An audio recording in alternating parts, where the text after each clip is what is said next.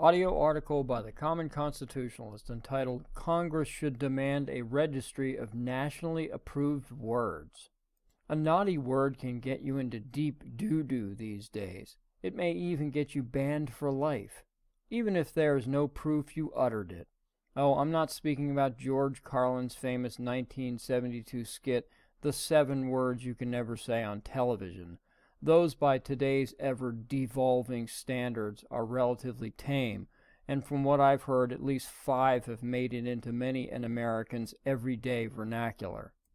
No, I'm talking about really offensive words and phrases.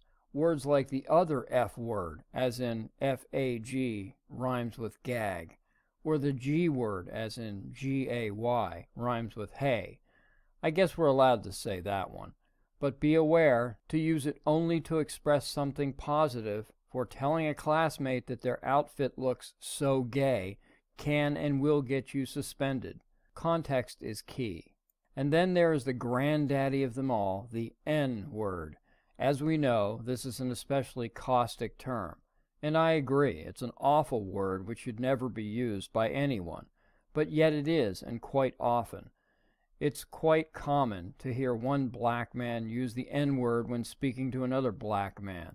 So common has it become that it seems almost requisite to use the term in rap and hip-hop music, videos, and film. I guess the use of it is supposed to make the user feel like a bad mofo and not a woefully ignorant moron. But it's just a word like the millions of others we use. Well, that may be, but don't get caught being white and using the N-word. That one word, as well as other terms that describe blacks derogatorily, can get you thrown out of a sports stadium and banned for life. As many know, Boston has recently gotten a bad rap for being a racist city. As you may also know, it is because of 2 incidences, both occurring at Fenway Park, the home of the Boston Red Sox Major League Baseball team. The first incident occurred this past Monday, May 1st, after Orioles outfielder Adam Jones said that he was called the N-word by Red Sox fans in a game Monday at Fenway Park. There is no proof this ever took place, but even so, team and city officials in Boston released statements of contrition and concern. And knowing Boston, I'm surprised they also didn't offer reparations. We on the right have been warning for years that the days of the thought and speech police, judge, jury, and executioner are coming fast. Well, they're not coming. They're here. NFL reporter and Boston native Albert Breer, he's a cracker, had the nerve to ask for proof. He tweeted that, quote, "Is it horrible to want some proof? I don't know. I've probably been to 200 games at Fenway in my life. Never have I heard a slur yelled at a player," unquote.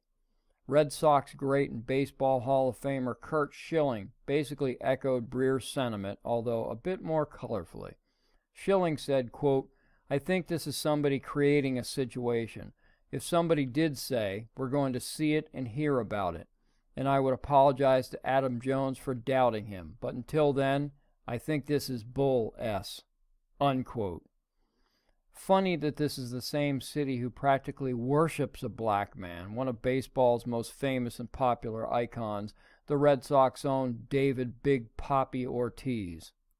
Yet so hypersensitive are the liberals who run both the Boston Red Sox and the city that after another supposed N-bomb incident, a patron was banned for life from Fenway Park. The fan was ejected and told not to come back to Fenway after he used a slur in speaking to another fan about the Kenyan woman who had just sung the anthem before Tuesday's game. "Took my son to his first baseball game," Hennick wrote on Twitter, adding that he spent the day mentally defending my city after Monday night's game in which Baltimore Orioles outfielder Adam Jones was subjected to racial taunts and a bag of peanuts was thrown at him. During the encounter with a man he described as a middle-aged white fan, Hennick said the fan had criticized the woman who sang the anthem by saying, quote, "It was too long and she ended up," unquote. "I thought that surely I had misheard him," Hennick wrote, saying that he asked the man to repeat himself. Quote, "Just to be clear," unquote, Hennick said that he responded to the man, repeating his words back to him once again. Quote, "That's right," unquote, the man replied, according to Hennick, quote, "and I stand by it," unquote.